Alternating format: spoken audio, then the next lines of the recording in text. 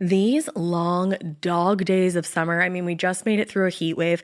Mama was parched through this heat wave. I was hitting up Dunkin' every single day, and I will continue to probably for the rest of my days, but especially this summer. Dunkin' is helping everyone stay cool this summer with its lineup of refreshers. These drinks are packed with bold, fruity flavors and served ice cold. It's amazing. Dunkin' refreshers are the perfect afternoon pick-me-up. I like to start my morning with them personally, and then sometimes I go back for a second one because I'm just feeling crazy. They come in a variety of delicious flavors, including fan favorites mango pineapple and strawberry dragon fruit. And then for a limited time, there's black cherry and there's pink pineapple. I'm going to tell you something right now, and it's a bold claim, let me tell you, but I stand behind it. Pink pineapple will change your life. It is so good. It has me feeling like I'm sitting in a pool, resort side, just living, honey. It's so yummy.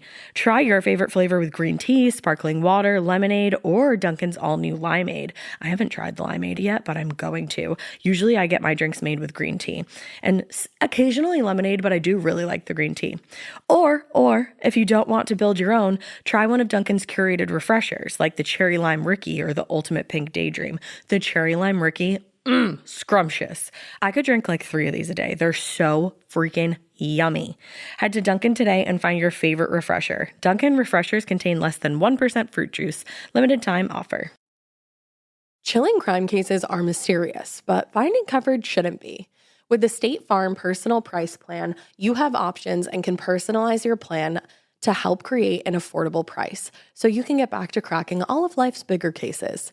Talk to a State Farm agent today to learn how you can choose to bundle and save with the Personal Price Plan. Like a good neighbor, State Farm is there. Head to statefarm.com to get a quote. Prices are based on rating plans that vary by state. Coverage options are selected by the customer. Availability, amount of discounts and savings, and eligibility vary by state. Ever walk past a place for rent and wish you could just take a peek inside? Maybe even explore the layout. Envision the natural light streaming through the windows. Or plan where your vinyl record collection would go. At Apartments.com, you can. With tools like their 3D virtual tours, you can see the exact unit you could be living in. Really envision yourself in your new home with Apartments.com, the place to find a place. Hey, weirdos, I'm Ash. And I'm Elena. And this is Morbid.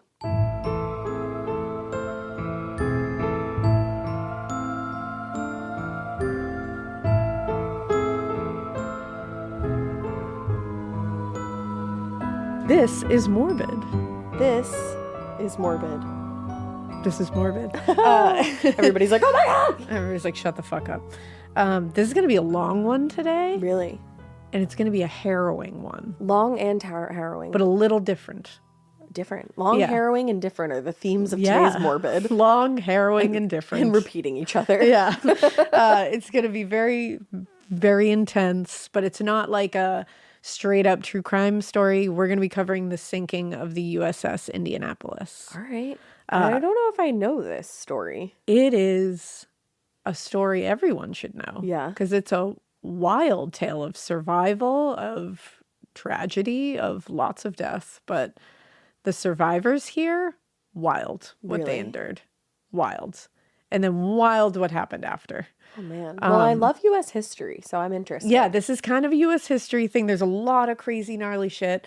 If you've ever seen Jaws, straight up New England fare right there. Of course. Then you have heard Quint's monologue about the USS Indianapolis because he was supposed to be portraying a survivor of that. Oh. I haven't seen Jaws in so long. Jaws is iconic. It's not really a movie that like I've ever rewatched, I feel like. We used to watch it at my grandparents' house so much. Yeah. I could probably quote that entire movie. I became obsessed with watching all the Jaws movies one summer with my stepmom. It was a very interesting time to start because we were like going to the beach all the time. Yeah, I remember that's a great time. Specifically going to a lake and my sister being so fucking terrified of Jaws and me and my brother being like, there's no sharks in the lake, It's Lauren. a lake. But some of those movies are scary. They are. They're crazy. One of them, the shark is like sentient though. Like, Oh, yeah, it gets wily. It's kind of like psychic. Yeah, I've never seen past the first one. Oh, you haven't? No, I'm a purist. The second one is fun, and I think the third one is when the shark literally like knows people's movements, like while they're that on makes land. sense. Yeah. You're like, Becomes what? like way too intelligent for its own good. Bruce there. Yeah, Bruce is wilding out. So we're going to get into it pretty quick today because this is a long one. There's a lot to talk about. So I just want to jump right in. Let's go. So the USS Indianapolis was a Portland-class heavy cruiser. So one of just two of those kind of ships commissioned by the U.S. Navy in 1930. Oh, wow. Originally, it was designed as a, quote, light cruiser, which would mean it would be, armed with limited armor and munitions. Makes sense. Light. Yeah. But the ship was actually reclassified as a heavy cruiser the following year because it was retrofitted with 8-inch mounted guns capable of hitting a target several miles away. Wow, that's crazy that in 1930 they had that kind of technology. Oh, this is an impressive vessel, for sure. For 10 years, the Indianapolis served mainly as a showpiece for the Navy, kind of like, it hosted members of the Roosevelt administration. It was like a flagship vessel for events. It was their like crowning glory, And then on December 7th, 1941, which might be a very familiar date to everybody listening, I hope it is, the Japanese military launched a large and unexpected attack on Pearl Harbor. Yeah. And it was on the U.S. naval base at Pearl Harbor, killing over 2,400 people. Jesus. At the time of I hope they still teach people mostly like about this in school. We learned about Pearl Harbor. Okay, because I was like, this is pretty important. At the time of the attack, the Indianapolis was participating in a military exercise in the nearby Johnston Atoll. I think it's Atoll is how you pronounce it. And because of, the proximity there, they were called upon to join the search effort to locate the Japanese aircraft carriers that had launched the initial attack. So it got brought into the fray. Now, the attack on Pearl Harbor drew the United States, obviously, into World War II. And as one of the military's most prestigious ships, the Indianapolis was deployed right into the combat. Because, again, it had been retrofitted. It's now, ready to go.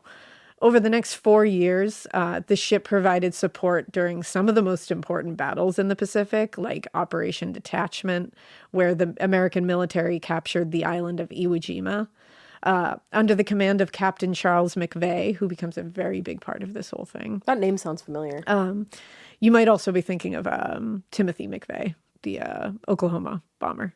Oh, that might be it. I don't know. Charles McVay sounds familiar to me. Yeah. That's the Charles. I mean, maybe I was going to say maybe you do, but McVeigh always makes me think of Timothy McVeigh. Yeah, no, I see what you mean. So under the command of Captain Charles McVay, the Indianapolis bombarded the Japanese from their position a few thousand yards of shore, while infantrymen stormed the beach. According to Indianapolis, the true story of the worst sea disaster in U.S. naval history and the 50-year fight to exonerate an innocent man, which we will get there. It's, quote, some men said that when they saw that flag go up, they thought of home and how it surely wouldn't be long until they could sail back to their moms and sweethearts and the good old USA. Their moms and sweethearts. Yeah. It's very sad. Now, during this period, the Indianapolis was very badly damaged when a kamikaze fighter pilot dropped a bomb through the deck and into the mess hall, and it exploded in there. It tore a hole in the hull of the ship. And to prevent the entire ship from flooding, this is going to also just show you the realities of war is so fucking scary. Yeah. Because they needed to prevent the whole ship from flooding, obviously. So crewmen had to close the hatch leading to the mess hall, but they trapped 9 men inside who eventually drowned in there. Oh my God. But it was literally they just had to. What they had to do. It's just but just knowing that that's just a decision. Yeah. That had a to be split-second decision. Yeah.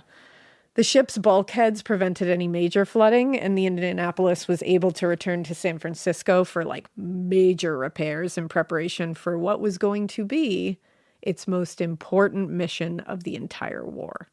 So it had already had to be repaired. Yeah. While the military fought to overwhelm the Japanese in the Pacific, a huge team of Allied scientists and engineers were hard at work in the USA on a very top secret project. You might have heard of it, the Manhattan Project. Mm-hmm. This was led by nuclear physicist Robert Oppenheimer. You definitely know his name recently from Barbenheimer. Barbieheimer, whatever it was. Barbenheimer? Barbenheimer? Barbieheimer? Oppen Barbie? Arpen. Oppen Arby? We're just like free-flowing thoughts right now. It's like that when you play that game where you're both trying to get to the same word. And you just yell your conscious thoughts. It's like when I tried to say ostracized, like a different way. Ostracization. Yeah. And I could not say it. Again. And we just kept saying it. I'm sure people were listening being like, shut the fuck up. Or just screaming the right way to say it. I apologize. Listen, you have everybody. these moments with your friends too, okay? You do, and we're friends here. So the goal of the project, the Manhattan Project, was to design an atomic bomb, the likes of which had never been seen. If you've seen the movie, you know all about it. Did you see Oppenheimer? I have not yet, actually. I haven't either. Wildly, because I did want to see it. I really like Cillian Murphy. I get. This was like a fascinating and like really terrifying and horrifying time in history. So it it's is always interesting. really interesting to see how it's done in these things. And I heard great things about it. But the whole goal of this project was to design a crazy atomic bomb that would give the Allies the destructive power they believed they needed to stop the Japanese army and end the war. Mm-hmm. By the summer of 1945, the Manhattan Project had succeeded. It created 2 atomic bombs, and they nicknamed them Fat Man and Little Boy. The 2 bombs would eventually be dropped on Nagasaki and Hiroshima, respectively. As we know. In San Francisco, Charles McVeigh had been given the details of the Indianapolis latest mission, but only so many details. They had to transport the components of Little Boy, including the highly radioactive uranium that would ultimately make the bomb so destructive. And in addition to the critical mission, McVeigh would be sailing with nearly 300 new crewmen. Many of them were new recruits to the Navy within the last 90 days. Oh, shit. So brand new. Not all the crew was new, but at least A good chunk of it. 300 of them were brand new. Can you imagine? That's your first Yeah. fucking mission. Yeah. Damn. From the moment the plans were made in Washington, D.C., everything about this mission was so highly confidential. Even Captain McVeigh, the literal captain of the Indianapolis, was only given the details necessary to just execute the mission, like execute the delivery, and that's it. Right. Like didn't need to know basis, essentially. On the morning of July 16th, 1945, the Indianapolis departed San Francisco on the way to Pearl Harbor, where they were going to drop off any non-essential passengers and refuel. The ship arrived in Hawaii on July 19th and refueled, and then departed for Tinian, a small island in the northern Mariana Islands, and that's where the bomb was going to be like assembled. Okay.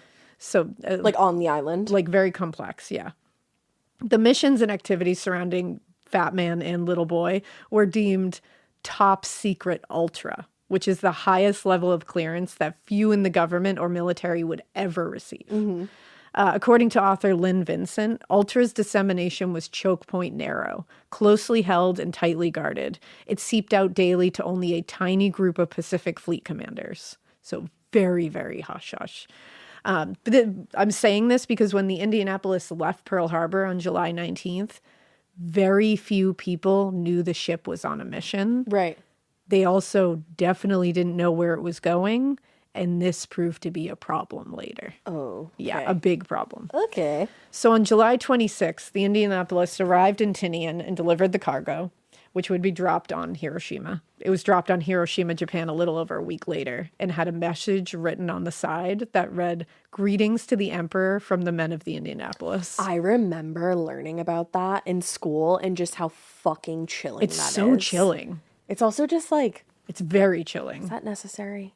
It's just very chill. War gets So cray. wily. Yeah, it's like these. I mean, are the that's a kind of very things- very like surface level thing to say about war. We understand. No, but it's just like these kind of things when you read like that, like a message saying like greetings, greetings Yeah. to the Emperor from the men of the Indianapolis. It's just like it's so haunting because it's just like such a casual message written Right. on an atomic bomb. You Right. know, like it's just something about that. Just like your Like, we brain just can't connect to it. took out half your population. Yeah, it's like it's really wild. Yeah.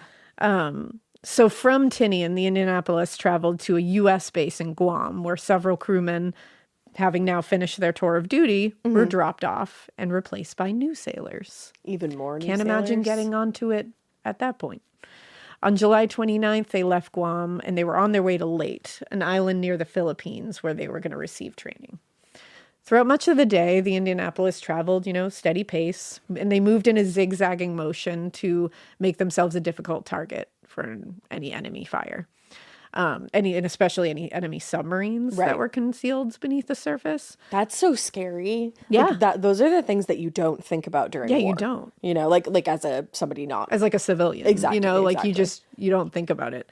Like it'll take every once in a while, I'll just look at my dad because he was in the submarine service, and I'll look at my dad and just be like, you were in a submarine for months and months and months. Like, and what? sometimes he just didn't know where he was. Yeah, and like my mom didn't know where he was. Yeah. And like there was no communication.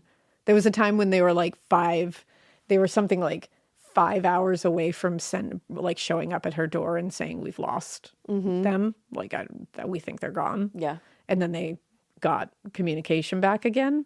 Like, insane. it's just so bonkers. Insane. I'm like, I can't. And again, I'm saying like bonkers and shit. And like, I don't know what else to say. It's just, it's inconceivable. I don't have a lot of eloquent language to discuss how fucking terrible war is. No, but like, it's just beyond. it really is beyond my wildest conceptions. Yeah. And I think they like need to teach more about it in school. They do, because even I think like we were lucky, like Papa and like your dad told us a lot about it, and he took us to the submarine museum. Yeah, like he's very into history. So you learn so much via that. Yeah. But we didn't learn a ton about all of this in school. Yeah, it's important to learn this kind of shit. Yeah, you need to know what definitely. happened so that it can't happen again. And where you come from. Yeah, exactly. Like how you got here. And to like respect what people were dealing with back then too. Well, I think that's something that's very much missing Very from my lacking. generation and the next one. Very lacking.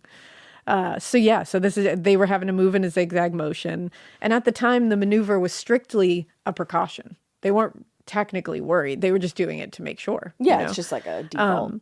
But unbeknownst to McVeigh and the rest of the crew, the Indianapolis was being tracked. It was being tracked by an I-58, which is a Japanese submarine, and it was being captained by Commander Mochitsura Hashimoto.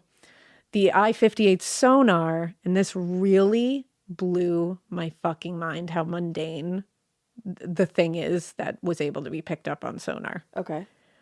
The I-58 sonar picked up on the sound of dishes rattling in the Indianapolis. Stop. From 6 miles away. And this is in the 40s. Yup. 6 miles away. They could hear They dishes sonar rattling? picked up on dishes rattling.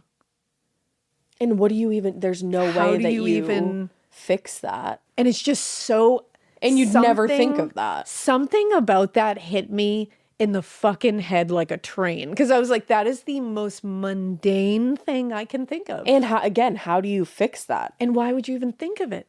And 6 miles away, they could pick up on dishes rattling? I do wonder if like they put something like a precaution into place. Like between the dishes to... Well, like, and now that they, like when they found out that was how they got tracked, I wonder if now things are done differently. I wonder. If you're in the Navy at all, write in and let us know, because now I'm so interested. Yeah, because that just... Holy something shit. about that just shook me to my core. I could not. I was like, I can't wait to tell you what the sonar picked up on. I know she literally said that. Yeah. So I'm sitting here. I'm like, what is it going to be? What is it? Dishes rattling. Wow. 6 miles away. And so they had been silent. And this gives me chills. They had been silently stalking the ship for miles. Oh, Just trying to get close enough to strike. And they had no idea. scary. And then, so when you're on a ship that's like on the surface of the water, obviously, do they have things where they can track if there's submarines that are watching them from They like a do certain now distance? have like sonar and stuff like that. Like they have more technology now. I don't know exactly what they had back then and again, they're 6 miles away. Right. Like they're 6 miles away. But That's it's a like lot they of can that's a like lot the of Japanese distance. were tracking them, but they couldn't track them back. Like, Yeah. that's It's scary. fucking crazy. That's so chilling. You're right. So at 12:04 a.m., so a little past midnight, the I-58 finally caught up to the Indianapolis, and Hashimoto gave the order to fire 6 torpedoes into the hull. 2 of them hit the mark. McVeigh said, I was thrown from my emergency cabin bunk on the bridge by a very violent explosion, followed shortly thereafter by another explosion. He said, I went to the bridge and noticed in my emergency cabin and chart house that there was quite a bit of acrid white smoke. I couldn't see anything. The first torpedo that hit the Indianapolis killed dozens of men immediately and sent a violent shock wave through the entire ship, and smoke started filling the corridors. When he finally made it onto the bridge, Captain McVeigh learned that the officer on deck had tried to contact the engine room to tell them to cut the engines, but the torpedo blast had taken out the communication system, and he couldn't get through. So as the two men are talking on the bridge, the second torpedo struck the side of the ship, and it was a little further from the bow than the first torpedo. The first hit had knocked the bow of the massive ship leftward and ripped it at one of the seams, which left a large opening in the hull. Yeah. The second had kind of like a little bit of the same effect. It tore a large hole in the side of the ship. Okay. Now, with the bow of the ship effectively sheared off and the engine still running, the wreck of the Indianapolis is still being driven forward through the water. Oh my God. Filling the corridors below deck with water. Anyone who didn't manage to escape from the lower decks would either be burned alive or drown in the flood. Oh my God. So it's just awful, screaming, just pain, awful, awful scene. With the entire communication system now out, McVeigh ran back to his room to get clothing on, because this is the middle of the night. Right. And he ran into the damage control officer, Casey Moore. Lieutenant Moore had been down to the bow after the first hit and told McVeigh the ship was, quote, going down rapidly by the head, sinking bow first. Oh, fuck. And he asked whether McVeigh wanted him to give the order to abandon ship. Now, at the time, the ship was only listing about 3 degrees, and thinking back on the last time the Indianapolis was attacked in Okinawa, McVeigh thought they would be, they could still steer the ship safely because they were able to do that before. Yeah. So he told Moore, hold off for a second on giving that order. A few minutes later, though, Commander Joseph Flynn, the second in command, told McVeigh, we are definitely going down and I suggest that we abandon ship. And McVeigh has said he had complete faith in Flynn's judgment and abilities, so he said abandon ship. Holy shit.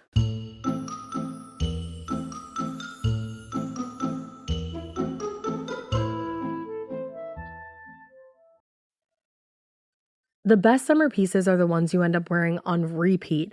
Comfortable, versatile, and somehow right for almost every occasion.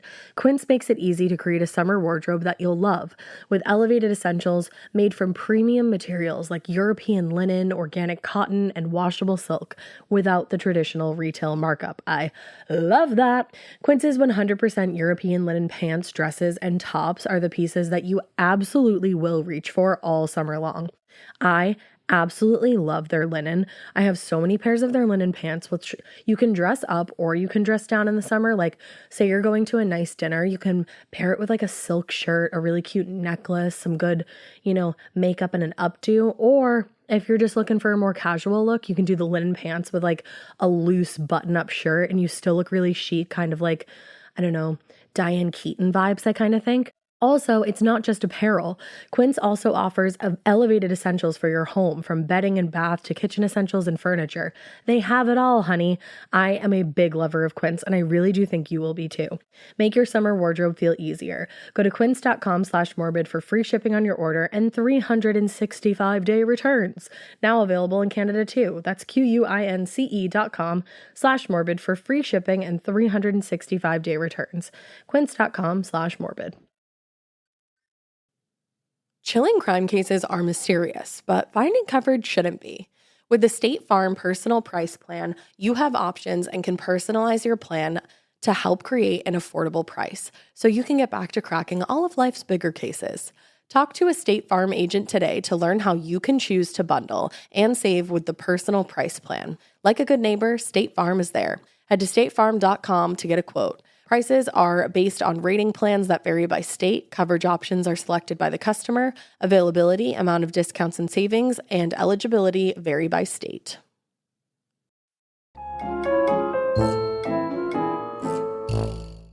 Now, Captain McVeigh's hesitancy to give the order to abandon ship would later become a matter of great debate. But at the time, McVeigh had yet to fully comprehend the damage that the Indianapolis had sustained. You also have to think this man literally just woke up to a giant fucking explosion. Exactly. That's the thing. It's like there was no way for him to completely assess the damage of the entire ship in that Right. 1 second. Right. So he is listening and trying to lean on his officers to tell him, like one of them tells them, I think we're going to need to abandon ship. And he's like, okay, hold on a second. Let me take a minute. And you can understand why Yeah. that's not the first thing that you want to do. That's not what you want to do. That's and then drastic. another officer who he has even more faith in is saying, we got to get out of here. So and now he you got said, two okay. people saying it. Yeah, and he said immediately he did it.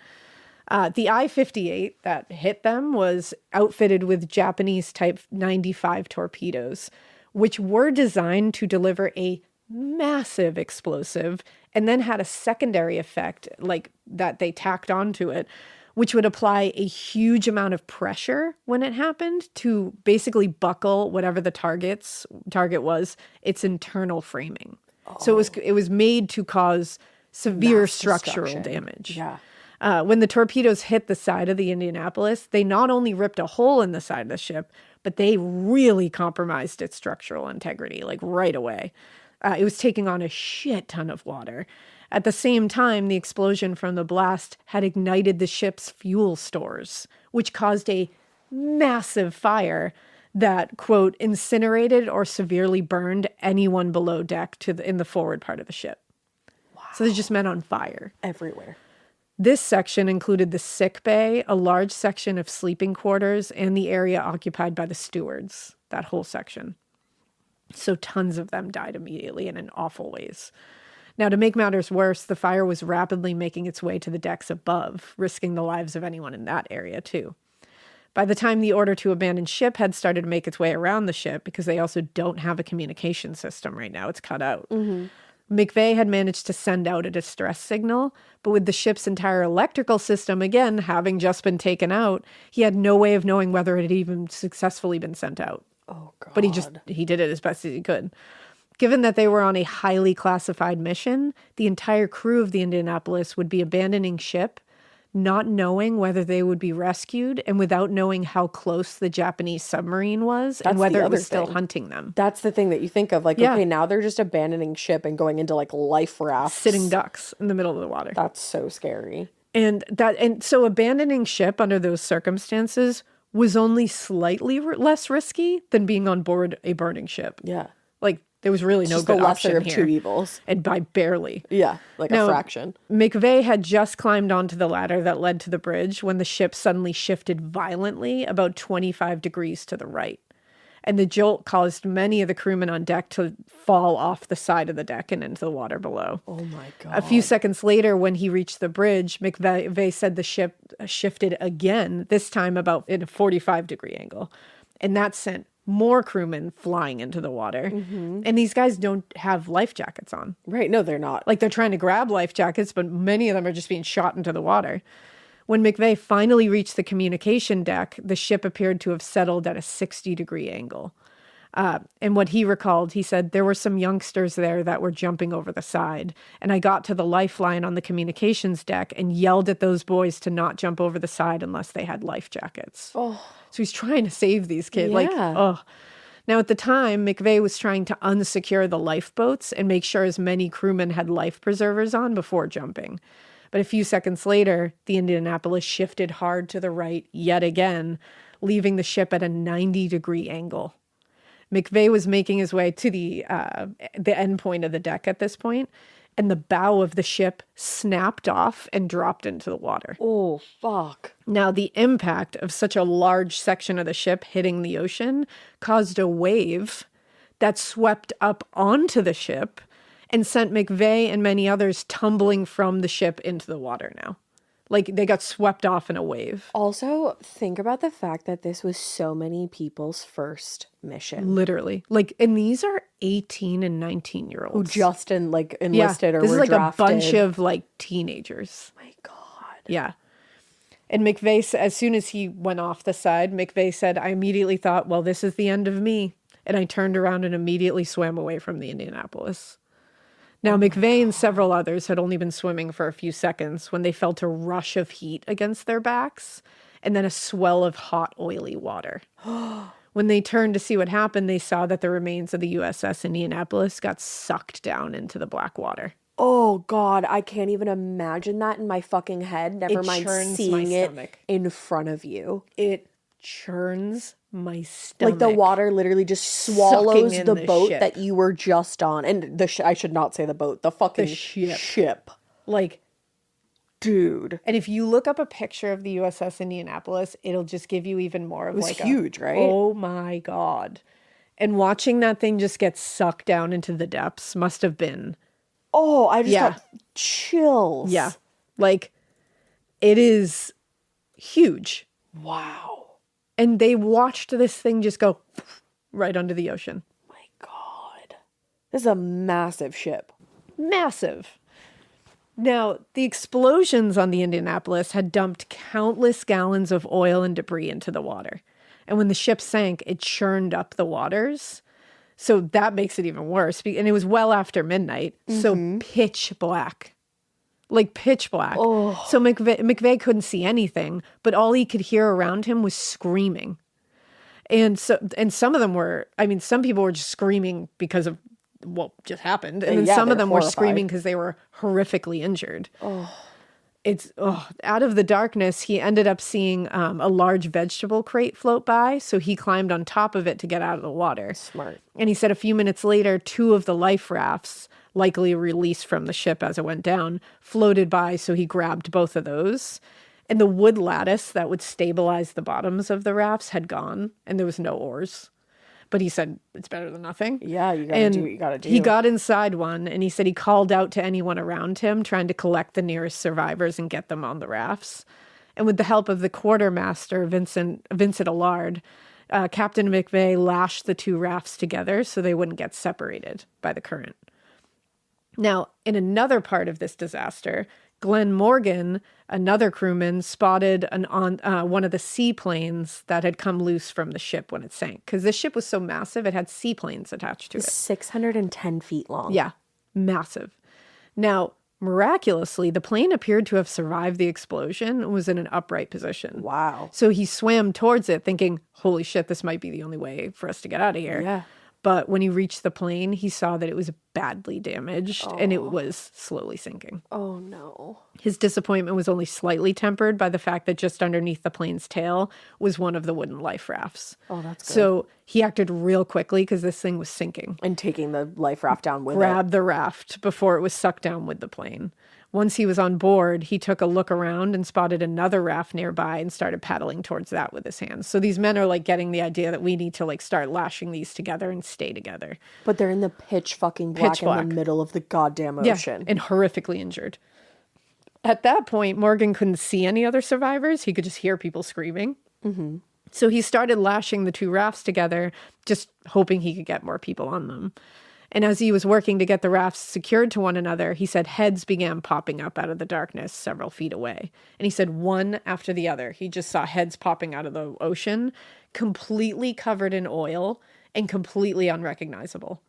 Oh my God. Morgan paddled the rafts to the men and they climbed aboard, exhausted, but okay, and covered in oil. Right. By dawn, the reality of what had happened became very apparent. The Indianapolis had gone down hundreds of miles from land, and there was nothing but water in every direction. Oh my God. To make matters worse, when many of the rafts fell into the water, they had landed upside down, dumping any unsecured contents like rations and blankets into the water. Oh no. So the men on McVeigh's rafts managed to flip a lot of the boats and found that some of them still contained oars and a canvas bag containing 1 flare gun and 12 cartridges. But that's nothing. No. Things were more encouraging on Morgan's rafts because they did find some, quote, meager rations, flares, fishing supplies, and some flashlights. Okay. The flashlights and flares could have been valuable in finding, other crewmen and signaling passing ships and planes, but they also were risky. According to Vincent and Vladek, the authors of that book that I mentioned up ahead, and we'll link in the show notes, Japanese submarines had been known to lurk at a sinking site and machine gun any survivors. Oh my God. Again, war. And they're in enemy waters. Yeah. They're just like sitting ducks.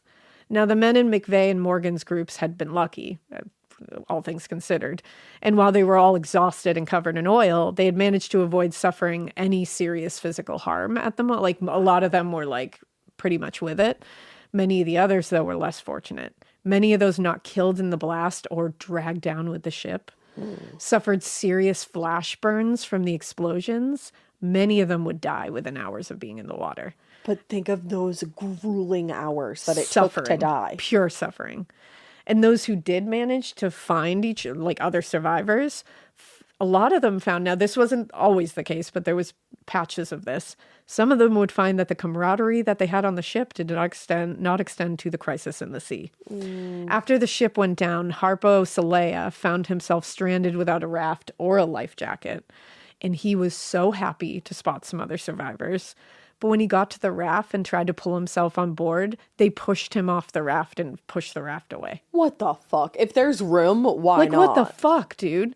And the same thing happened when he spotted a second raft. It's happened to him twice. Yeah. So he grabbed onto a rope trailing behind the raft and clung to it so he wouldn't get separated from everyone. What about no man left behind? Isn't that like a fucking like, pledge? what the fuck? And again, these were small pockets of behavior. Yeah, it wasn't everywhere. For the most part, these men were working together and trying to help each other. But damn. But you're always going to get some dicks in the bunch. Now, the instances, again, of selfishness and cruelty, very disheartening, but again, uncommon. For the most part, whenever any of the rafts would spot a survivor floating in the water, they would do their best to get to them and drag them on board. Once they were in full daylight, the men on the rafts started paddling around their immediate area looking for any supplies. Anything that was heavy and not lashed to the boats had sunk with the rest of the ship. But they did manage to find some cans of Spam and other tinned foods, along with some medical supplies, most of which were waterlogged and kind of useless. Right. The one thing they didn't find, which they would desperately need, was fresh water. At one point early that morning, McVeigh found a 3-gallon jug of water, but he said immediately he found out it had been tainted. He said it apparently had been cracked because I tasted the water and it was unpalatable. It was salty. Oh, no. Now, of the 880 men who survived the attack, around 400 would eventually find their way to one another and merge into one larger group. Wow. Yeah, That's 400. incredible.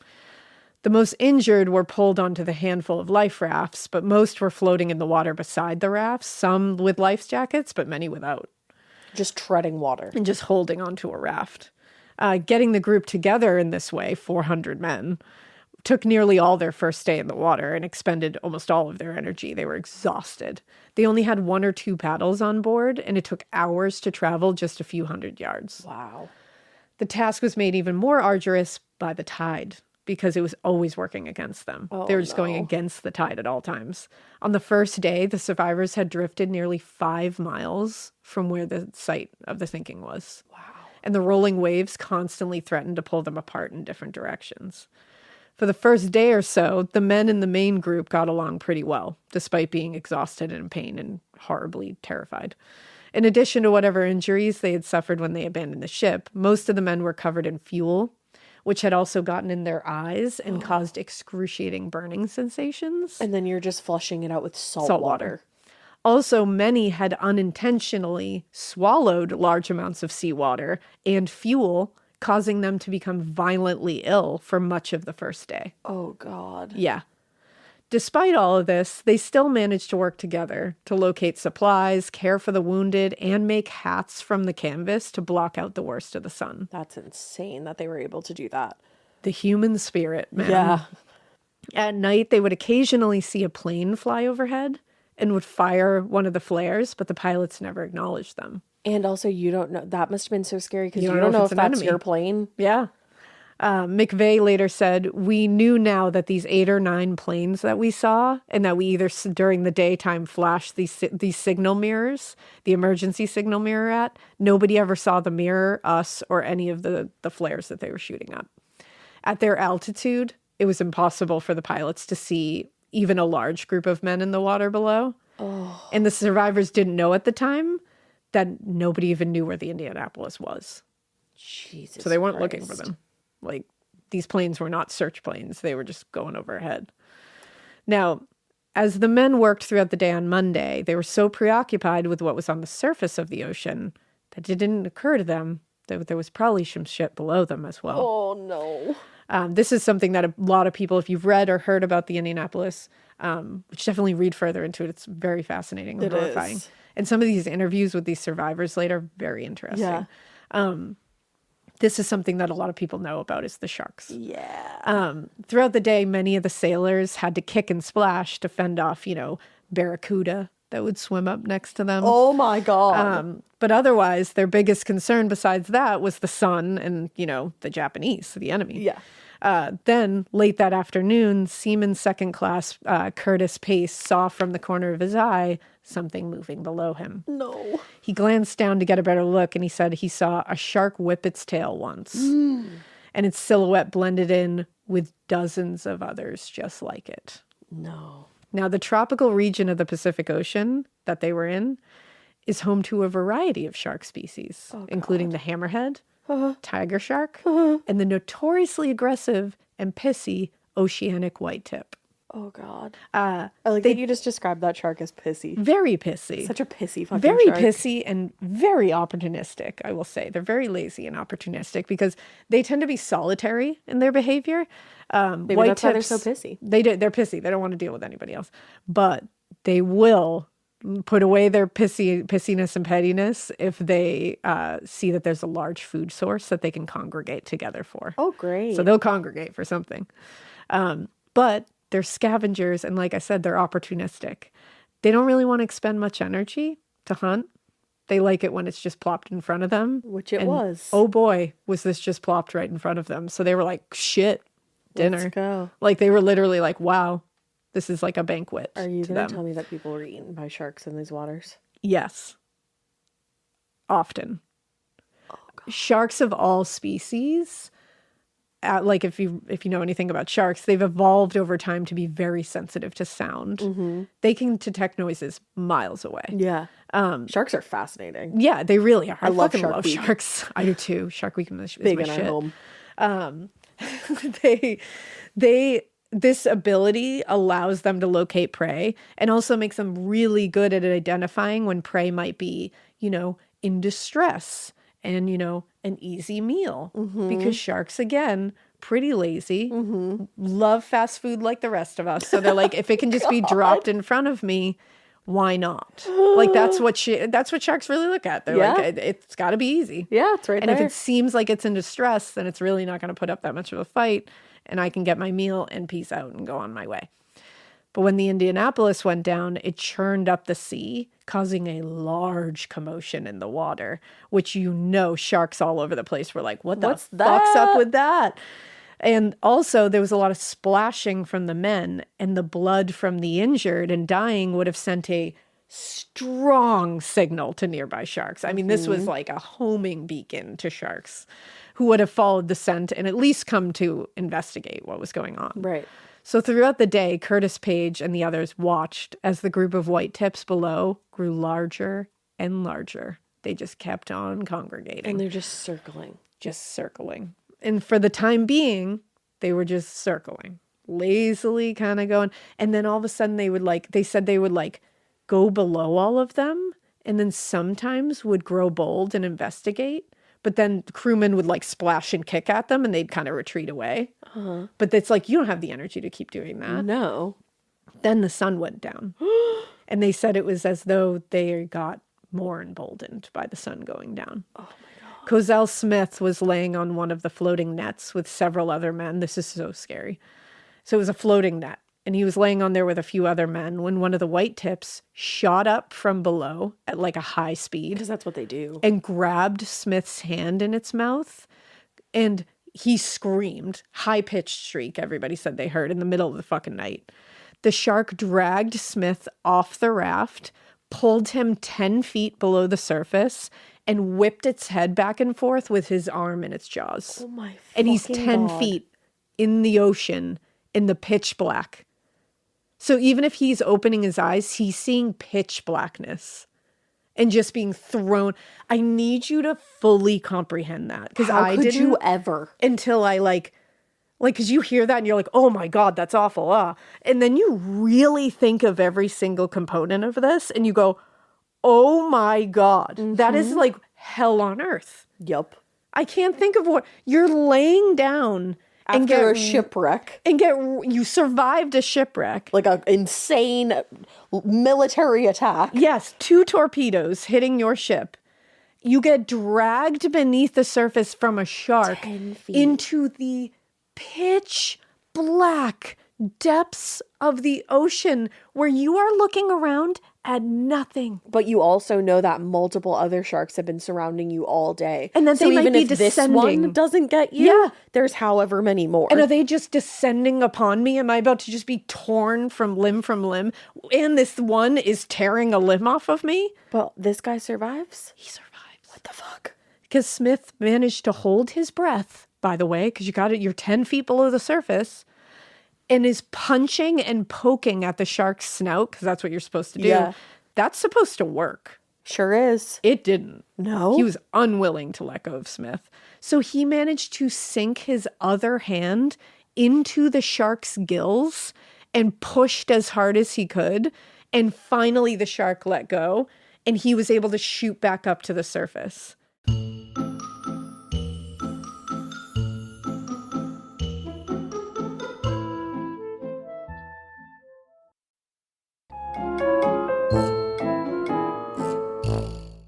He frantically swarmed towards the net. Like he swam as fast as he could towards the nets. His hand was shredded by the shark, by the way. Yeah, because they got teeth on teeth on teeth on teeth. Teeth on teeth on teeth. It gets worse. No. Because when he gets to he gets up, survives again. this, gets to the raft. It gets him again. And his crewmates shouted at him to get away from the boat. Oh, fuck Because them. the shark was going to come back and pull more of them down because he's now bleeding everywhere. Fuck them. What the fuck? And they're kicking and pushing him away. And in that moment, though, he said, fuck y'all. He had so much adrenaline that he pulled himself onto the Good. raft anyways. Good.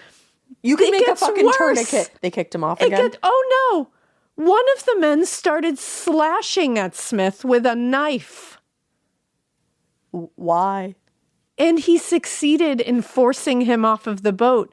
And now he is bleeding from slashes on his arms and a shredded hand. What the fuck? So he slid back into the water and They were literally about to sacrifice. They not even about to. They were sacrificing. They were like, this get man. out of here, die. And so he gets away from the raft because he's like, fuck y'all. Like, I'm not going there. And is without a life jacket and is bleeding profusely now. And there's just sharks everywhere.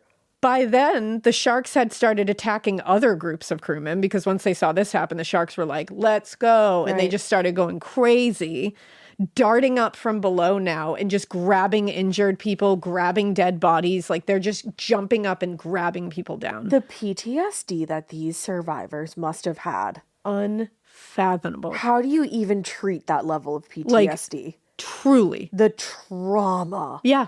Just seeing multiple of your your crew members and friends Yeah. be and multiple sharks shooting up through the surface. Well, and to show you how horrifying this ordeal was, You know that feeling when you come home late from work and those puppy dog eyes just pierce right through your soul? Or when you're packing for a trip and your cat refuses to leave your suitcase? Yeah, we've all been there. Pet parent guilt is real. And you know what? It's completely normal. That's exactly why Hill's Pet Nutrition exists. They understand that being a pet parent means being human, with all of our imperfections and daily juggling acts.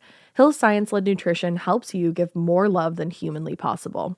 Whether it's those long work days or trying to balance attention between multiple pets, Hill's Pet Nutrition gets it. They've created science-based nutrition that supports your pet's lifelong health so you can feel confident even when life gets hectic. Because you're only human, there's Hill's. Science does more. Ready to let go of the guilt? Find the right food at hillspet.com/podcast. That's hillspet.com/podcast. Do you remember in school when you just knew that your teacher had a favorite of everything? They would always use the same blue dry erase marker when they wrote on the board, or they would talk nonstop about their favorite element during science. I had a teacher once that literally had a favorite brand of marker. She would only write with specific markers, and if another marker ended up in her classroom, she was TO'd. And honestly, I was probably her favorite student because at the end of the year, I got her that specific brand of marker. Let's talk about their real favorite thing though, their favorite tissue brand. Kleenex. According to teacher lists, they are the #1 facial tissue trusted by teachers. Kleenex Ultra Soft tissues are silky soft to help prevent skin irritation, and now you can take them anywhere with Kleenex Snap and Go. I absolutely love Kleenex Snap and Go. It's so perfect to have that in your car.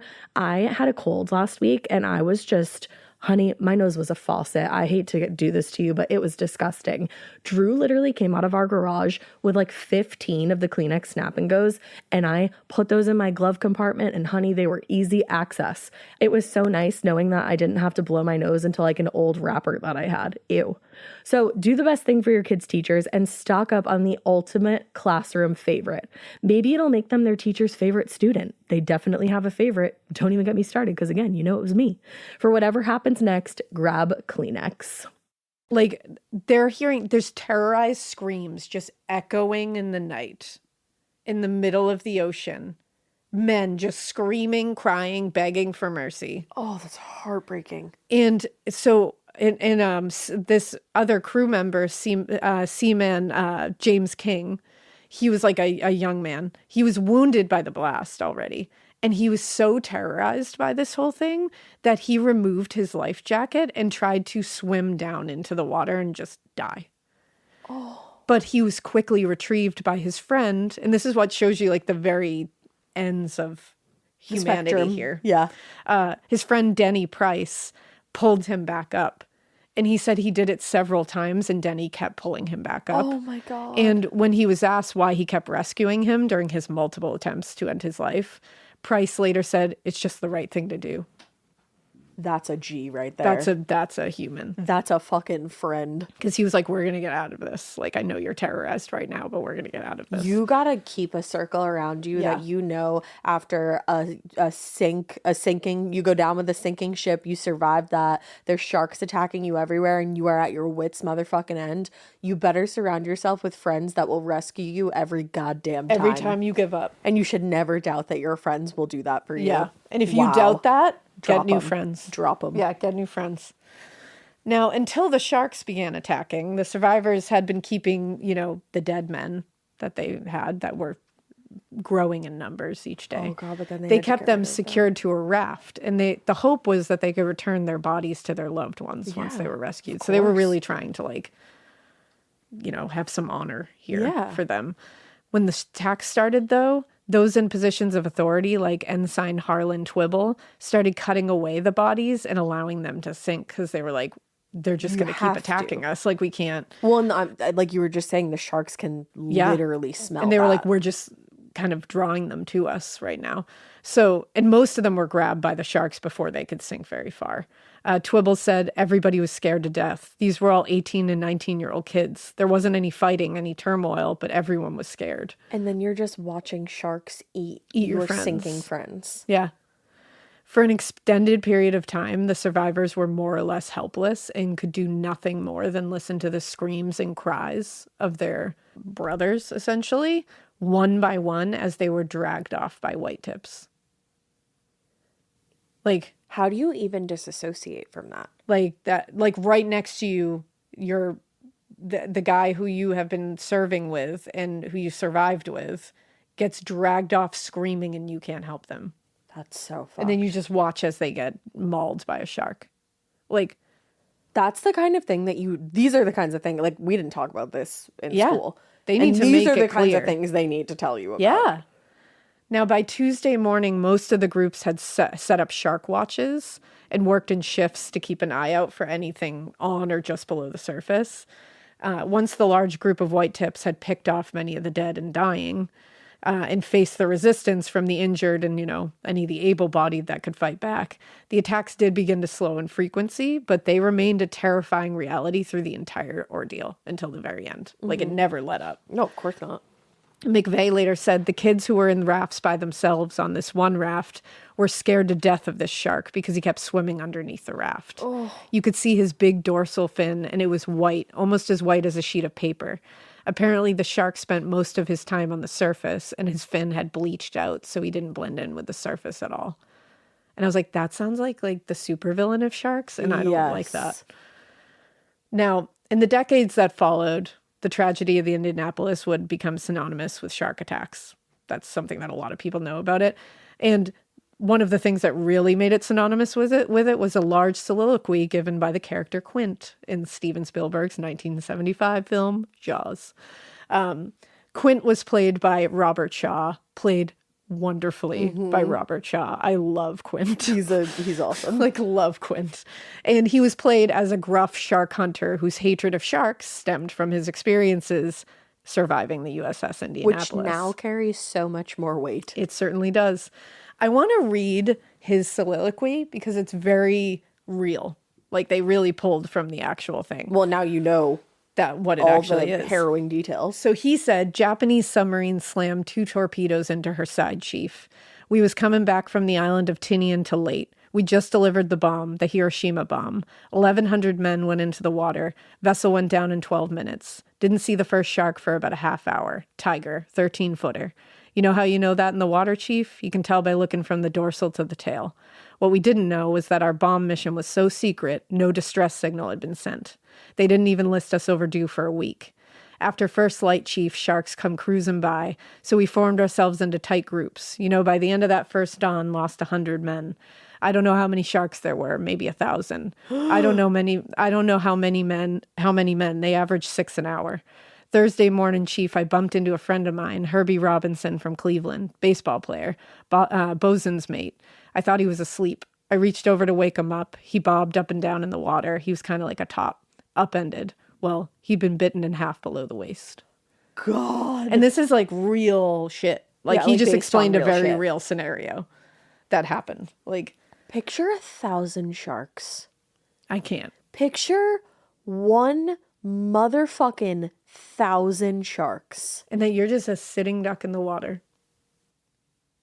I can't even picture 20 sharks without shitting myself. I can't imagine being on a boat and seeing a shark. No. I would be scared to see a shark in the water from a boat. Absolutely, because like you said, they go to the fucking depths of the ocean and then they shoot And all they the way up. powerhouse up to the surface. Oh, it's so scary. I'm never getting on a boat again. Fuck that. No, it's real fucking scary. And what's even worse is, like, that wasn't even the most of their problems.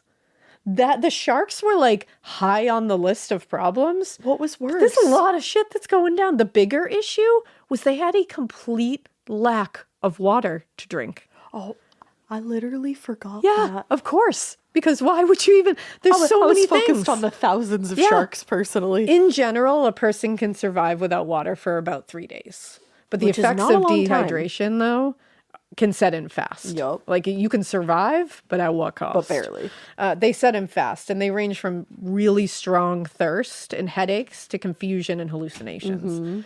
Eventually, the body will go into complete shock and unconsciousness before it just shuts down systematically. Like, slowly. Now, some of the rafts in the main group had managed to scavenge some of the water jugs that hadn't floated away, but that was really barely anything and definitely not enough to meet the needs of all the survivors. Yeah, like hundreds of them.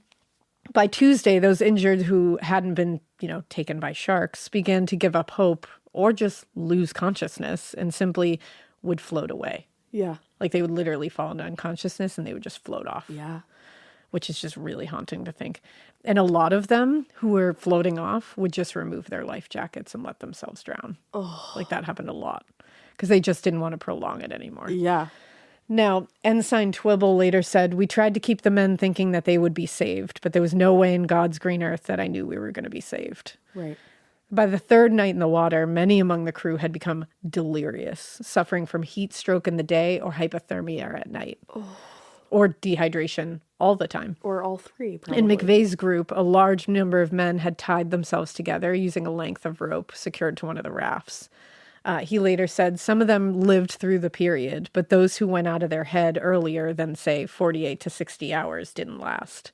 The people that were down in that group just gave up hope. So they feel that people just slipped out of their life jackets and just decided that they didn't want to face it any longer. Oh my God. In Twibble's group, the effects of dehydration and madness had begun to affect many of the men around him.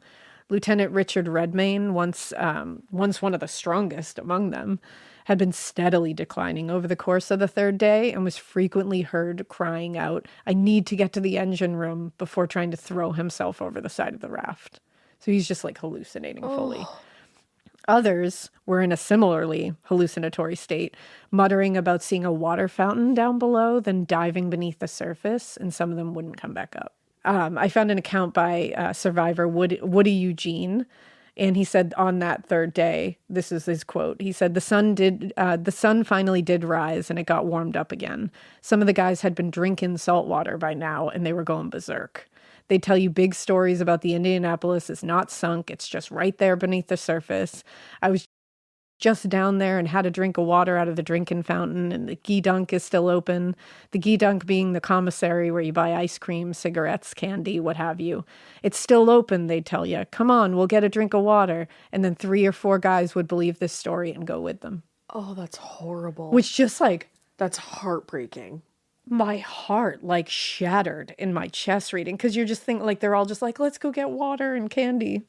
Oh my God. Oh, it's just and these are 18 and 18, 19-year-olds. So oh, it makes you want to cry. I just want to hug their parents.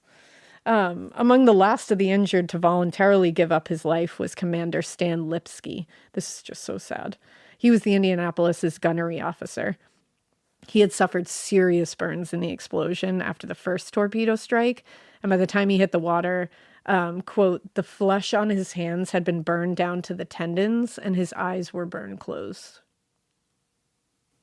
Oh my God. Yeah. Despite having remained in the water since abandoning ship, he had managed to avoid the sharks and hold out longer than most of the others who'd been gravely injured. He was still there on the third day. Then on the afternoon of August 1st, he looked to his friend, Lewis Doc Haynes, and said, I'm going now, Lou. Tell my wife I love her and I want to marry her again. Oh, I know. No. That one really got me. No. Oh. I almost just cried saying that. Oh my God. I know. Fuck. You just ruined me. I know. Tell my wife I want to marry her again. No. Fuck. Hold on. I know. That really got me. That's awful. And just your friend looking at you and being I'm going now. It's just for you to, and he looked at his friend because he was please remove my life jacket. He couldn't because his hands were burned down to the tendons. Oh, fuck, dude. So Haynes said he knew.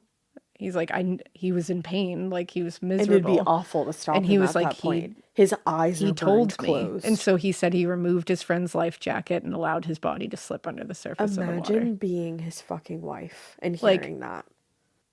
And thank goodness Haynes was later able to relay that message that tell my wife I love her and I want to marry her again. Stop saying that. I know. Every time I say it, I get a lump in my throat. I know. Fuck. That literally brought tears to my eyes. Now, throughout their 4-day ordeal on the open ocean, the survivors had seen several planes fly overhead, like I mentioned, and they made strong efforts to get the attention of the pilots, but obviously to no avail. In fact, by the last day, any fears of being captured by the Japanese had left most of their minds, to be honest. Yeah, it's and all that the least mattered of their worries. Yeah, and all that mattered at this point was getting the fuck out of the water. Right. The Indianapolis was expected to arrive back in the Philippines on Tuesday, July 31st. But when it failed to arrive, no one sounded the alarm. After all, they'd been on a top-secret mission, and there were many reasons why they could have been delayed. So the few who were aware of their existence saw no reason to be concerned. Dear God.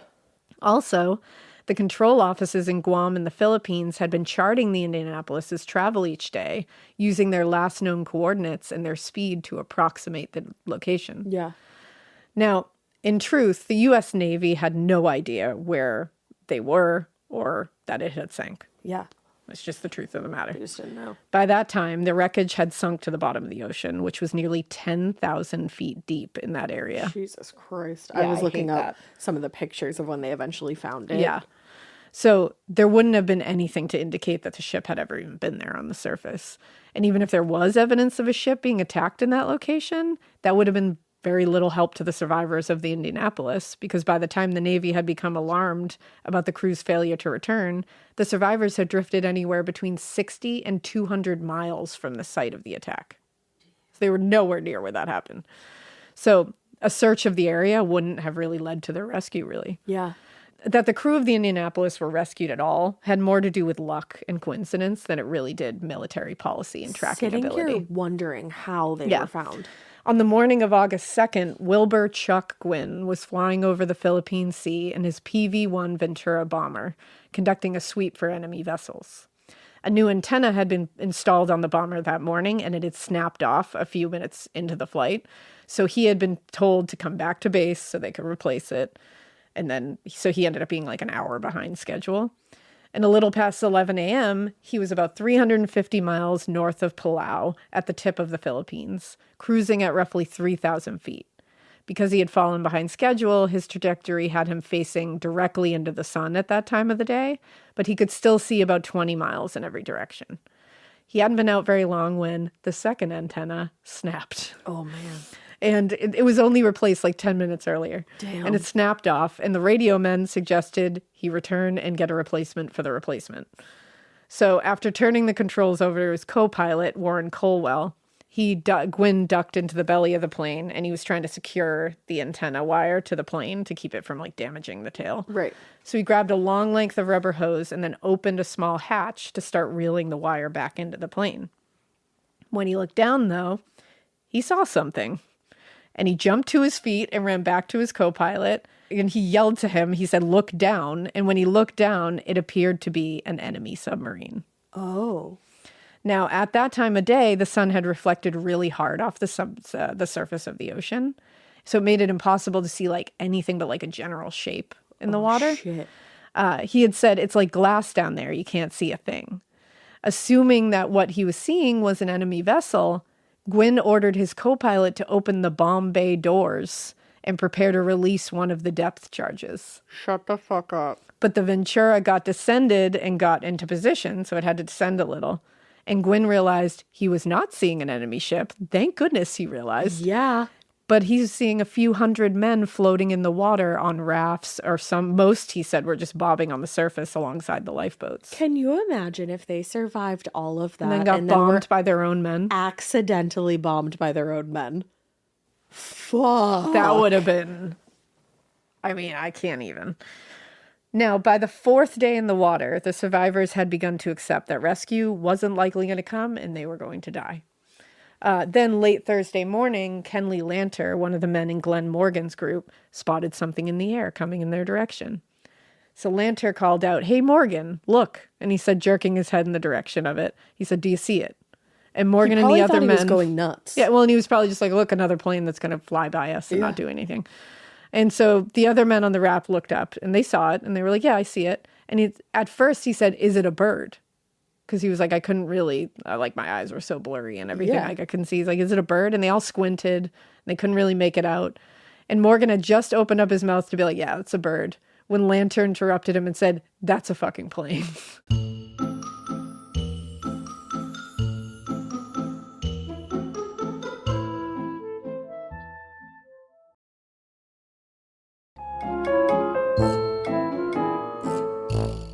Now, all the men in the rafts and many more in the water started shouting because they're not giving up. Like, if they see something, they're going to try. Of course. And it's like their voices must have been so strained and harsh and like...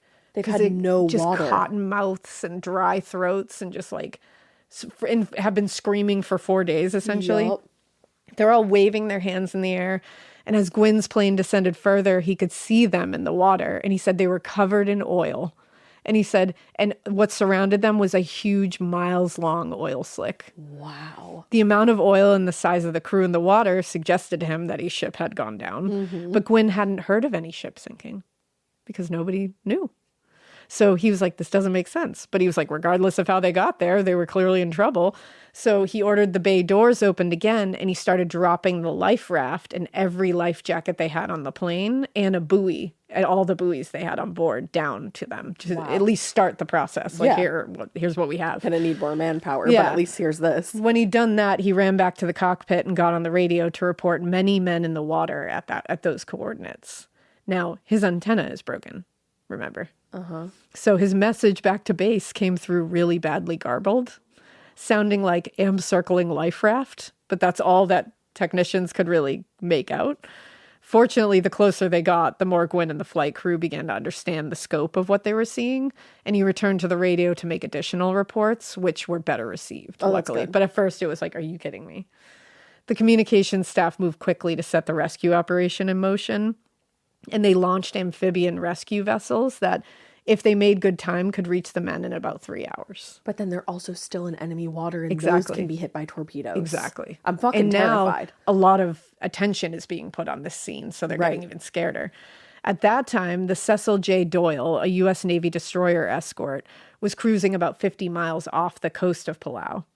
As one of the vessels dispatched from command base flew over the Doyle, the pilot, Adrian Marks, radioed to the ship below and alerted them to what was happening. They had not received any official orders to assist in the emergency. The ship's captain, though, Graham Claytor, knew it would be hours before a rescue team would reach those men in the water, so he made the decision, without even being ordered to change course and go aid the men from the Indianapolis, which is like a badass decision. Hell yeah. Although the official order came through to the crew of the Doyle an hour and a half later, according to one report, it is not possible to say how many lives Clayton's stolen 90 minutes saved. Wow. So, like, good on him. For real. For several hours that morning, Seaman First Class Dick Thielen, who gives some interviews too that you can watch, and they're very fascinating. He had been drifting away from the larger group in the water. And then in late morning, he heard the sound of what he would later learn was Mark's plane flying overhead. Thielen watched with absolute astonishment as the cargo bay doors opened and the plane dropped a lifeboat about 50 yards from where he was floating. He said he called out to the 3 other men nearby, and they all started swimming towards the raft and were probably, I can't imagine the elation. And just probably sitting there questioning if this is real. Yeah, like, are we being tricked? Yeah. Like, what's happening? Are we hallucinating? Well, that's the thing. They probably thought they were. By the time Thielen made it to the raft, 2 of the other men had already climbed in, but there was still no sign of his friend. You know that feeling when you come home late from work and those puppy dog eyes just pierce right through your soul? Or when you're packing for a trip and your cat refuses to leave your suitcase? Yeah, we've all been there. Pet parent guilt is real. And you know what? It's completely normal. That's exactly why Hill's Pet Nutrition exists. They understand that being a pet parent means being human, with all of our imperfections and daily juggling acts. Hill's science-led nutrition helps you give more love than humanly possible. Whether it's those long work days or trying to balance attention between multiple pets, Hill's Pet Nutrition gets it. They've created science-based nutrition that supports your pet's lifelong health, so you can feel confident even when life gets hectic. Because you're only human, there's Hill's. Science does more. Ready to let go of the guilt? Find the right food at hillspet.com/podcast. That's hillspet.com/podcast. This is a paid ad by BetterHelp. I happen to be somebody that struggles with people pleasing. So a lot of times I will build things up and up and up and up and up and then kind of get to the point where I'm like, I need to let this out to this person. Even in 2026, that stigma and just stigma in general can get in the way of a lot of things, like getting support for your mental health. Maybe you've encouraged friends to consider therapy while avoiding taking that first step yourself because you're busy. You're worried about what other people might think, or telling yourself that you should handle this all alone. But therapy with BetterHelp, the world's largest online therapy platform, can be a space to slow down and talk through what's been building before it feels unmanageable. Just take a short questionnaire to identify your needs and preferences, and BetterHelp will handle the initial therapist matching work for you. Their industry-leading match rate means BetterHelp typically gets it right the first time. Feel confident knowing BetterHelp therapists work according to a strict code of conduct and are fully qualified. Don't let hesitation hold you back. Find support with BetterHelp. Sign up and get 10% off at betterhelp.com/morbid. That's BetterHelp, HELP.com/morbid.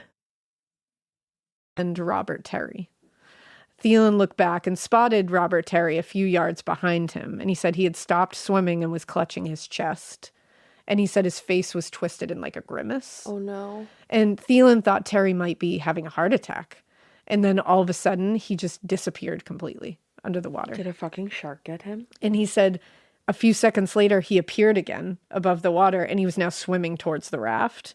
And Thielen called out to him, encouraging him, being like, you're going to make it, come on. And even got into the water to help him.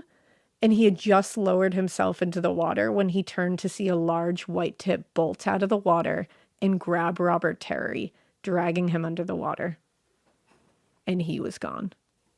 He was that close to rescue. He was that close to rescue. That motherfucking shark. That shark is a fucking I hate asshole. that shark. I hate I that love shark. sharks. I do too. That shark's a fucking That asshole. particular shark, I hate. Because that was a bitch move. That was like That's that bitch to made. be. Are you kidding? You've had a feast for days, you piece of shit. And he was that. And he was so close. And for his friend Thielen to watch his friend and be encouraging him, being like, "Come on, like we're almost there," and getting into the water to help him, and then watch him be dragged under by a shark. Oh my God. And you can't even properly celebrate that you're being rescued because you just watched your friend get eaten. And it's like, How fuck. do you ever get over that? And Thielen said, like, he said that he was in complete shock and he just sat in the water for a second in complete shock. I bet. Like, couldn't overcome it. And he's like, and obviously I had to, and I managed to get myself back on the raft. Yeah, before another shark. He's like, I can't let myself get dragged under. Now, Mark's plane was just the first of many to arrive at the scene. For the rest of the afternoon, a steady stream of planes flew overhead, dropping rafts, life jackets, other supplies, just making sure they could survive in the time before they could get them out. Knowing the rescue ships were still a ways off and that time was of the essence, Marks made a decision that would likely save a ton of people's lives. He decided, to land a seaplane of that size on the open ocean and in such a small window, to be like accessible to stranded survivors was very, very risky. It's just not something you can do. But Marks decided that he was going to do it, that he was going to try it. So he descended to the lowest point he could and put the plane into a power stall, which is an aviation phenomenon that causes the plane to lose lift. And he brought the plane down on the surface of the ocean with 3 hard bounces. And he said to his astonishment, the plane suffered only minor damage. And once he got the bay's doors open, Marks and the other crew members began loading in the most vulnerable men from the Indianapolis. Wow. So he put himself at risk to make sure he could get at least the most vulnerable on. Damn. This is what I mean when you see you really see the opposite ends of the spectrum of humans being humans here. People shoving people off of life rafts, but then risking their own lives for each other. Wow. Now, the Doyle was the first ship to reach the survivors a little after 9:30 p.m. Given the size of the destroyer and the extent to which the men were scattered across the water, Claytor and the crew of the Doyle had to be extremely careful to not churn up the water and set them adrift. Yeah. Or run them down because he couldn't, it was night. Yeah. But that wasn't the only problem. Claytor had also received warnings of Japanese submarines patrolling the area. I had a feeling. Putting the pressure on them to get the men of the Indianapolis out of the fucking water as quickly as possible. Other ships arrived a short time later, and working with only the light from the Doyle because they didn't want to draw attention, they worked diligently to pull every survivor out of the water. Wow. Corporal Edgar Harrell said, most everyone was pretty much in my condition. You couldn't stand up, even difficult to sit up. You were exhausted, probably lost 20 to 25 pounds. In 4 days. Yeah. Captain McVeigh's group never saw the planes fly overhead, but that evening, the USS Ringness, a high-speed transport boat, spotted the group on their radar and slowly made their way over to them. McVeigh heard one of the men say, "My God, look at this. There are 2 destroyers bearing down on us. Why, they're almost on top of us." And he said when he turned, the ship was pulling up beside them and lowering the rescue equipment, and he said it was just like a view I can't even describe. Yeah. On board the Ringness, the injured were tended to by the ship's doctors, and other men ate and drank to excess. Yeah. They hadn't eaten in 4 days. Right. The USS Indianapolis went down at around 12:15 a.m. on July 30th, 1945, taking with it roughly 300 men. Oh. The remaining 890 crewmen spent 4 days and 5 nights in the water. By the time the rescue crew arrived on August 2nd, only 317 men had survived. 890 went into the water. 317 survived. Wow. In total, the rescue operation took nearly 24 hours. Years later, during an interview, Harlan Twibble said, "Saw some great heroism, and I saw some great fright, and I saw some things I wouldn't ever want to talk about." And I can't imagine. Now, on August 6, 1945, the U.S. dropped the atomic bomb on Hiroshima, Japan, which was followed by the bombing of Nagasaki 3 days later. Although the Japanese wouldn't officially surrender for nearly a month, this basically effectively ended World War II. In all the enthusiasm over the end of the war, few people really gave a lot of thought about the missing men on the USS Indianapolis. The survivors were taken to hospitals on the closest islands, including the military base at Guam, where they started the long road to physical recovery. Meanwhile, the U.S. Navy went into damage control mode, developing a strategy to deal with what was obviously a very botched mission. Yeah, Among big other old things- misstep. Yeah, among other things, those in positions of authority had denied McVeigh the military escort he'd requested when they set out from Hawaii, ignored the distress signals received by the Indianapolis at the time it began sinking, and failed to recognize the reports from late when the ship didn't arrive as expected. So they did send They out fucked up. successful Yeah, they distress got through. signals. In simple terms, My jaw is wide open. yeah, the entire situation made the Navy brass look incompetent at best and at worst liable for the deaths of hundreds of sailors. I'd say so. That kind of scandal and the fallout from any investigations not only reflected badly on the military, but also threatened to overshadow the enthusiasm over the U.S. victory in the Pacific. In fact, in Washington, high-ranking military officials had already begun demanding answers and scheduling a hearing to determine the cause of the sinking. A few days earlier, on August 13th, Captain Charles McVeigh found himself before the Court of Inquiry in Guam, where he was intensely questioned as to the cause of the disaster. During the hearing, a lot of the surviving crew members, who were well enough to appear, testified as to their experience during and after the whole thing. When the hearing concluded, a few of the communications officers were lightly punished for failing to recognize the Indianapolis's absence when it didn't return. So, like, they really just got like a Slap on the wrist. like they didn't return on time and you didn't say anything. Like, Bad boo to job. you. But it was McVeigh who the court really went after. Sorry, what? Oh, his story is horrifically sad, but they do get justice for him later. I'll give you Why that. did they go after him? In their letter to the Judge Advocate General, which is the JAG, military officials wrote, "Full justification for ordering the trial springs from the fact that this case is of vital interest not only to the families of those who lost their lives, but also to the public at large." But when it came time to making their case, officials in Washington failed to mention the myriad ways in which they contributed to the tragedy themselves, choosing instead to lay blame completely at the feet of Captain McVeigh. I don't understand how. In their summary report, the JAG wrote, "The court is of the opinion that a contributory responsibility for loss Indianapolis rests upon Captain Charles B. McVeigh III, U.S. Navy, for failure to order zigzag courses to be steered, and that a contributory responsibility rests upon Captain Charles B. McVeigh III, U.S. Navy, for delay in connection with reporting the loss of that ship due to failure to send out a distress message." But both of those things are incorrect. But a media blackout went into effect, with only the most basic information about the disaster being released by the military.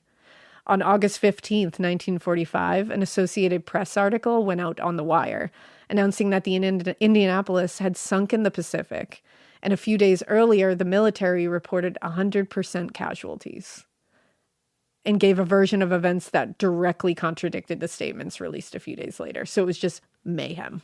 Like, things were being released that were just completely not true. Yeah, like full falsehoods. So the Navy worked very hard to make the charge of failing to send out a distress signal stick, but it soon became apparent that they couldn't do that without implicating themselves. So instead, they went after him for failing to properly execute the zigzag maneuver. He was doing a zigzag maneuver before that, but he wasn't at the time of the attack. That's what they're hinging this on. Okay. And like I said before, it was precautionary what he was doing before. Yeah. It wasn't even ordered. It wasn't necessary. Right. In support of the charge, the government subpoenaed Commander Mochisura Hashimoto, The guy who ordered the captain of the torpedoes into submarine boats. that fired on the Indianapolis. And we're gonna trust that guy? Oh, get ready. In his testimony, Hashimoto acknowledged that McVeigh hadn't engaged the zigzag maneuver, but then said zigzagging would have made no change in the way he fired the torpedoes, and that he would have sunk the defenseless ship either way. Uh-huh. He's going to come back later. Now, given the heavy censorship and the media blackout, the military was able to effectively control the narrative. That's not good. They pinned the institutional failures on McVeigh. That's to have that man his crew the way he did and his crew comes survive out all for of him. that. Good. His crew comes out for him. Good. In November 1958, McVeigh was found guilty of negligence, shocking everyone familiar with the They just situation. scapegoated him completely. Reporter Paul McGee, wrote, "The verdict came as a complete surprise. The evidence in the case was believed by most to have indicated that instead of McVeigh's being negligent, his ship was an efficiently run vessel." Yeah. And it was. The decision to court-martial Charles McVeigh pissed off the survivors of the Indianapolis. I bet. Who generally all believed him to be a very strong leader and at no fault whatsoever for what happened. Twibble recalled, "Once the captain was court-martialed, my first thought was, how can we get these guys for doing this?" Good. And they all the men started writing letters to Congress and speaking out publicly on McVeigh's behalf, eventually finding an ally in New Hampshire Senator Robert Smith, who called the court-martial morally unsustainable. Unfortunately, Smith's attempts to overturn the verdict were unsuccessful and the decision stood. It literally forever marred McVeigh's military record. And in the wake of the decision, McVeigh began receiving an endless stream of angry letters from the public and civilians who blamed him for the tragedy now. And author Doug Stanton wrote, he read every letter he received and took them all personally. Oh. Eventually, and this is very tragic, eventually the burden and shame unfairly thrust upon him, Charles McVeigh, became too much to bear. I can't imagine. On November 6, 1968, Captain Charles McVeigh shot himself at his home in Connecticut. Oh, that's so sad. He had lost his wife to cancer several years earlier, and those who knew him best believed after she passed, he had nothing left to go on for. Oh, God, that's awful. Now, there is more after this. That is an awful, awful tragedy. But something does come out of it. Now, as was common of this era and that generation, the men who survived the sinking of the Indianapolis never spoke publicly about their appearance, for the most part at first. And they never talked about the effects of the trauma that they had endured. But after McVeigh's death and the passage of time, it inspired many of them to come forward and tell the world what really happened, because they were like, fuck that. Like, he's not dying he died for in, nothing. in vain. Edgar Harrell said, it's not justifiable to put the blame on Captain McVeigh. They just broke him in more ways than one. That's so fucked up. Harrell was among several crewmen who, over the later decades of the 20th century, told their stories through books, television interviews, oral history projects. He said, I can still see and feel the trauma of swimming those 4 days. I can still remember today as if it were just yesterday. As early as 1960, the survivors began getting together every year for a reunion and to remember those that they'd lost. Eventually, their group once again rallied to exonerate Charles McVeigh. Let's go. And they finally succeeded in 2000 with the help of the most unlikely source you can imagine. You said that guy was coming back. 54 years after he'd testified at Charles McVeigh's court-martial, Mochitsura Hashimoto was again before the United States government, this time in order to help restore McVeigh's name and reputation. Let me just say, that's a full karmic circle That's right there. a wild circle. In his testimony, Hashimoto said he wanted to join the brave men who survived the sinking of the Indianapolis in urging that your national legislature clear their captain's name. Our people have forgiven each other for that terrible war and its consequences. Perhaps it's time your people forgave Captain McVeigh for the humiliation of his unjust conviction. Wow. This is the man who essentially is responsible for sinking Yeah, that he ship. ordered the torpedoes. Which he had to. It's war. Like, Yeah, that's what it's awful. I can't even... This is the man who ordered the torpedoes, and he is coming forward. Full circle. And saying to the U.S., to Congress, he's saying, maybe it's time your people forgive Captain McVeigh for the humiliation of his unjust conviction. Yeah. That's a mouthful. Yeah, it is. This time, the U.S. military was willing to listen, and moved by the testimony, Congress voted on October 12th, 2000 to exonerate Captain Charles McVeigh. You just wish that he was there to experience that. 13 days later, Mochitsura Hashimoto passed away. That is on some life shit that you just can't explain. Like, that's the last thing you had to do that. You had to clear that. I just feel like you gotta believe in something. There's something. I don't know what it is. Like, I don't know exactly. I don't know what, but that makes you believe in something. But holy shit. Harrell later said just to have him exonerated meant something, but it didn't do him any good. No. And then he said it certainly did us good. That's good that like his crew got to see that happen. Like the and remaining hopefully members. wherever he is, hopefully he saw it happen. I know, that's so sad that he lived the rest of his life being blamed for something that was not his fucking shouldering fault. it. Yeah. Reading every letter. To the remaining survivors of the Indianapolis, exonerating McKay was literally the last chapter of the Indianapolis' story. Yeah. But 17 years later, the story got a kind of epilogue that no one was expecting. In the summer of 2017, a dive team led by Microsoft founder Paul Allen announced they had found unmistakable wreckage of the Indianapolis, more than 18,000 feet down in the Philippine Sea.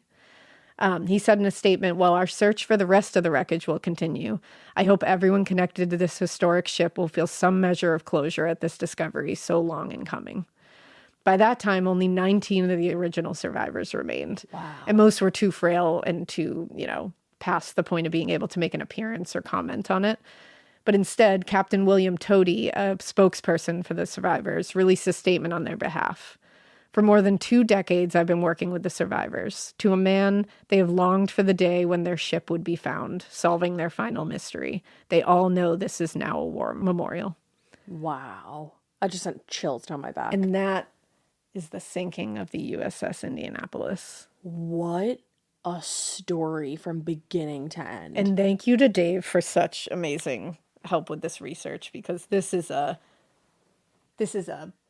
ship in and of itself of a research pile, and there's so much to this and so many different rabbit holes you can. And I'm go sure down, a lot I'm of like you don't really. I never learned about Captain Charles McVeigh and what had happened after that and what he went through, and that it was Hashimoto who was the one who moved the U.S. military to exonerate him. Like that's a story of the story. If you wrote that, people would be like, "That's wild and like too fictitious to have." Yeah, like that's a story. Seriously.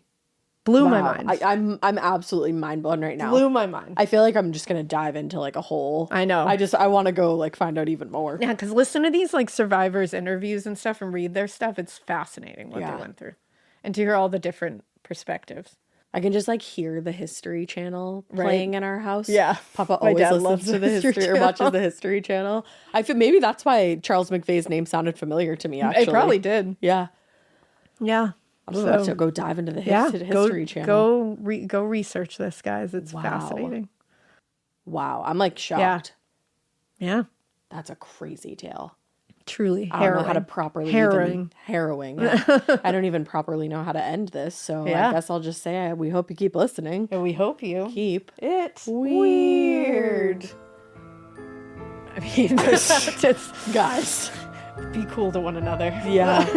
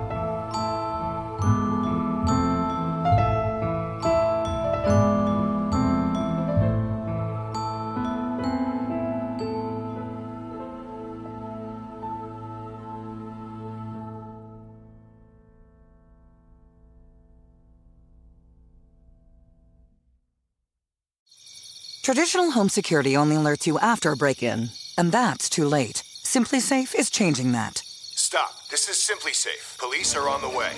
We don't just alert, we stop crime before it starts. Simply Safe, plan starting around $1 a day. Save 50% on your new system with professional monitoring at simplysafe.com/SXM or with promo code SXM. Outdoor deterrence requires a Simply Safe Active Guard outdoor protection plan starting at $49.99 a month. Visit simplysafe.com/licenses for alarm license information. Tennessee 2012. Walmart shoppers, meet the debit card designed with you in mind. The Walmart Money Card offers up to $75 cash back on purchases at Walmart each year. Early direct deposit, overdraft protection, and so much more. When Walmart is your everyday store, you need a card to match. That's the Walmart Money Card. Open your account today. The Walmart Money Card is issued by Green Dot Bank, member FDIC. Fees, terms, and conditions apply. Visit walmartmoneycard.com to learn more.